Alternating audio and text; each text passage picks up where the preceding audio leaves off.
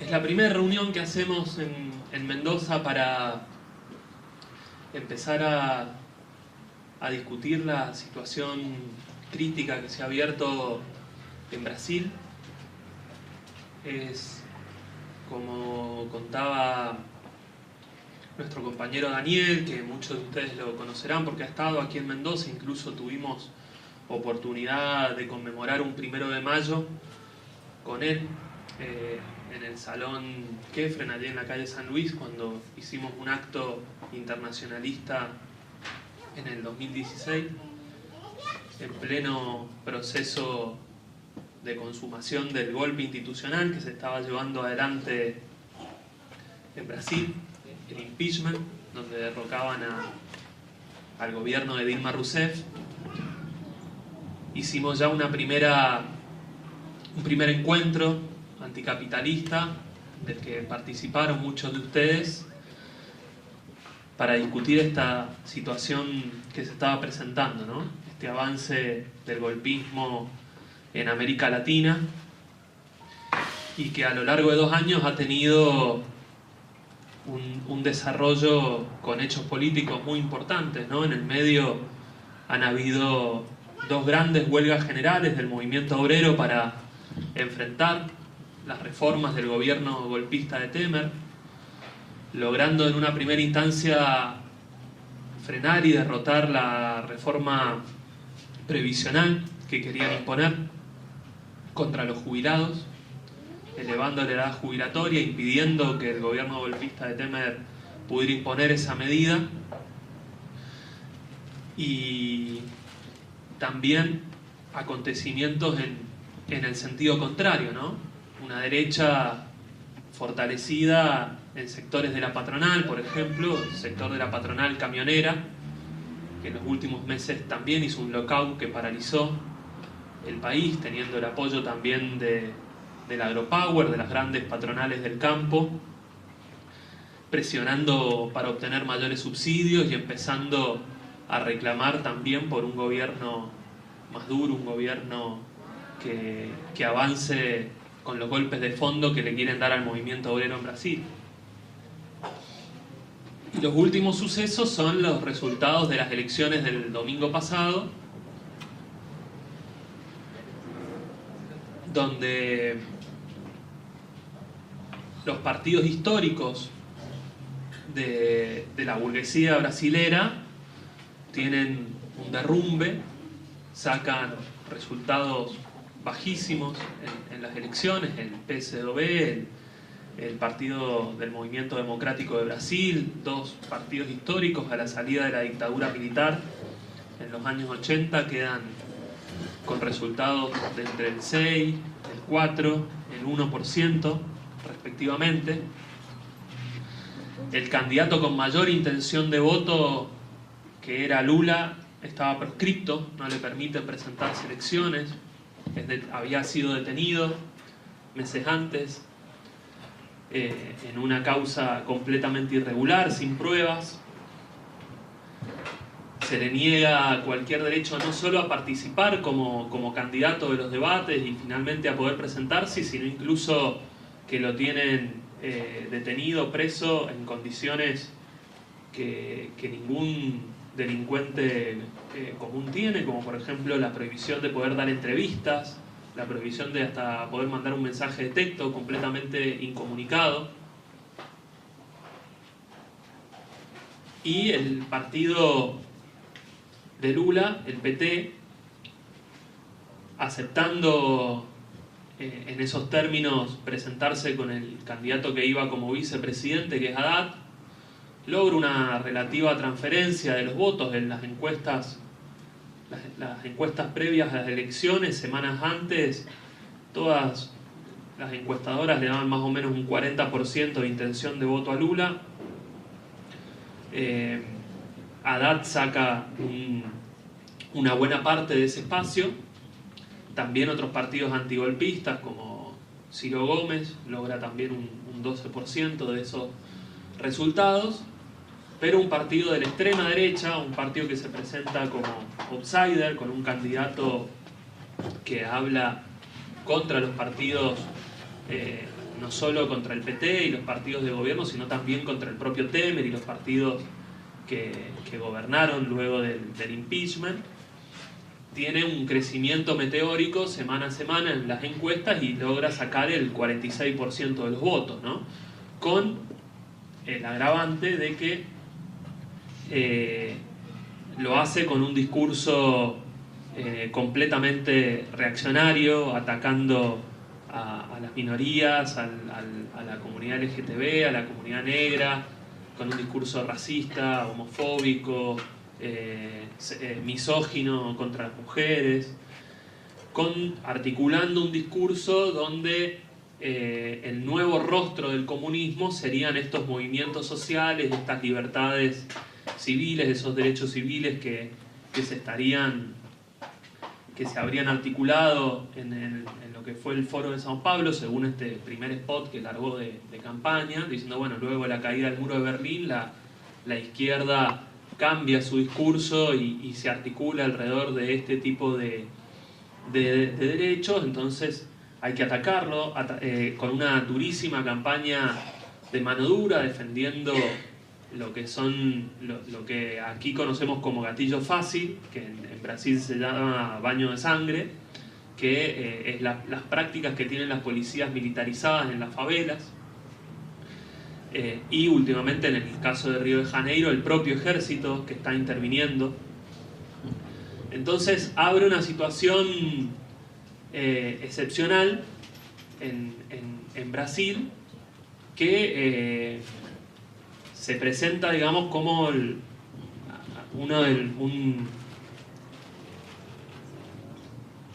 marxista muy importante,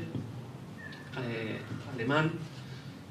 que se llamaba Walter Benjamin, decía, bueno, a los procesos históricos no se los puede ver de conjunto cómo se van revelando, salvo cuando se muestran en ese instante de peligro, ¿no? Bueno, nosotros, y como muchas personas en el continente y creo que en el mundo, compartimos de que lo de Brasil constituye justamente uno de esos instantes de peligro. Vamos a tratar de entender qué es lo que está en juego en Brasil con este proceso, con el probable triunfo electoral de Bolsonaro en las próximas elecciones, en el próximo balotaje, que va a ser el 28 de octubre, cómo se llega a eso y finalmente cómo enfrentarlo. En primer lugar, para entender cómo se llega, digamos, hasta acá, es importante tener un breve repaso, un breve panorama de lo que está sucediendo en el mundo, digamos. Ustedes habrán visto que hay muchos medios periodísticos que dicen, bueno, el caso de Bolsonaro es otro demagogo. Hay algunos, por ejemplo, que lo denominan otro populista, ¿no? Antes el caso del populismo estaba más reservado para los gobiernos de izquierda y demás. Ahora, bueno, después del triunfo de Trump en Estados Unidos, se ha dicho, bueno, surge una especie de discurso populista porque hace demagogia con esto de la mano dura y demás. Bueno,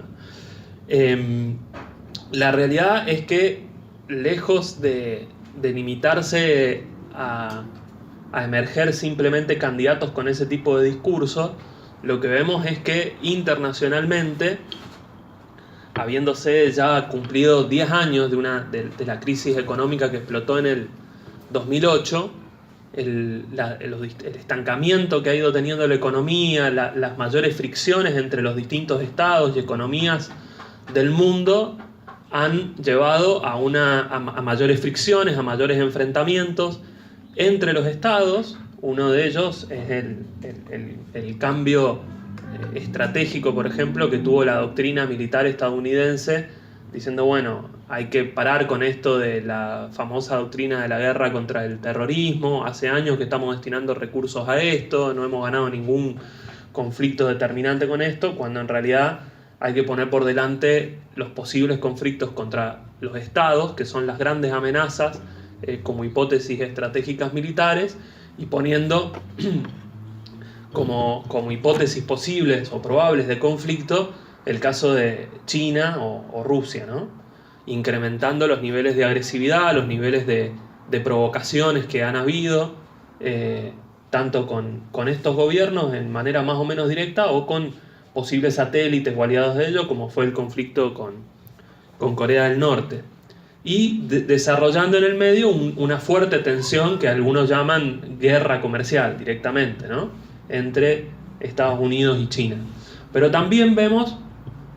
un proceso de mayores fricciones y de una polarización social y política en los distintos países, ¿no? Con la emergencia de fenómenos políticos de ultraderecha muy marcados que no se veían en las últimas décadas, donde más bien gobernaban partidos que venían de la socialdemocracia, que habían sido los grandes administradores del neoliberalismo en el mundo, y que algunos analistas llamaban el extremo centro, porque no se iban para un lado ni para otro, eran en general podía gobernar uno, podía gobernar otro, el caso por ejemplo de Zapatero, Rajoy, el caso de... pero más bien no habían grandes variaciones en el tablero político. Bueno, lo que se ha ido viendo en los últimos años es la emergencia de fenómenos políticos tanto por derecha, con tendencias fascistizantes en el caso de Le Pen en Francia, que también hizo una elección muy importante, el caso de UKIP en lo que es Gran Bretaña, con elecciones muy fuertes, y que además hizo una campaña de masa que ganó en un referéndum que era alrededor de lo del Brexit, haciendo un discurso muy agresivo nacionalista contra la Unión Europea, volteando una candidata que era incluso el ala blanda de ese Brexit, que era Theresa May, una tipa de derecha, pero la voltean porque la consideran que era incluso muy blanda frente a eso. En distintos países de Europa, que van desde Austria, Hungría, hasta la propia Alemania, resurgiendo fuerzas de extrema derecha. En Alemania hace unos días hubo una manifestación también contra eso y contra las manifestaciones xenófobas que convocó a 200.000 personas movilizándose contra las derechas en Alemania. Y también fenómenos por izquierda, ¿no? Que empiezan también a cuestionar por izquierda esos gobiernos tradicionales. En algunos partidos más conocidos en Europa fue la irrupción de Podemos en España. El caso de Grecia es el más paradigmático porque es el que primero llega al gobierno, que es el caso de Syriza. E incluso en partidos tradicionales importantes, como es el Partido Demócrata en Estados Unidos o el laborismo en Inglaterra, donde emergen corrientes que quieren renovarlos o presentar un cuestionamiento con un discurso que retoma por ejemplo, los conceptos del socialismo en Estados Unidos, que era impensado años atrás, que es el caso de Bernie Sanders, ¿no? Que dio una interna donde sacó muchísimos votos contra Hillary Clinton en Estados Unidos, y el caso de Jeremy Corbyn dentro del Partido Laborista Británico, que ha ido ganando distintas internas y demás. Incluso ahora en Estados Unidos, en las elecciones, en las internas legislativas, han habido muchos candidatos jóvenes de esas corrientes que han ido ganando parcialmente en las internas, en los caucus, contra los políticos tradicionales del Partido Demócrata, ¿no? Estos fenómenos políticos, digamos, ¿qué es lo que tienen también? Que ya no quedan solamente en tendencias de una mayor polarización política, sino que también vemos que el imperialismo y estas políticas